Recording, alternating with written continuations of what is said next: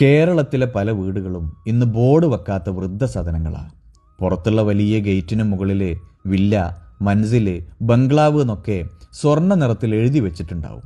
പക്ഷേ ഉള്ളു കയറി നോക്കിയാൽ നിറം മങ്ങിയ ഒരുപാട് ജീവിതങ്ങളുടെ സങ്കടങ്ങളും നെടുവീർപ്പുകളും ഒറ്റപ്പെടലൊക്കെയാണ് നമുക്ക് കാണാൻ പറ്റുക.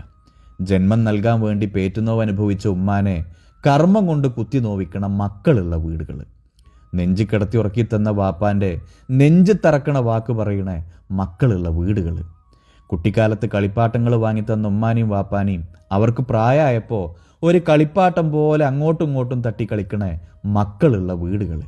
പ്രിയമുള്ളവരെ, പുറത്തെ ചുമരിൽ പെയിൻ്റ് അടിച്ച് വീടിൻ്റെ ഭംഗി കൂട്ടണതിൻ്റെ മുമ്പ് അകത്ത് വീണ കണ്ണീർ പാടുകൾ തുടച്ചെടുക്കാൻ പറ്റണം. പെറ്റുപോറ്റിയ മാതാപിതാക്കളുടെ ഇറ്റ് വീണ കണ്ണീരിനെ കെട്ടിപ്പൊക്കിയ ബംഗ്ലാവുകളുടെ അടിത്തറ ഇളക്കാനുള്ള കരുത്തുണ്ടാവും.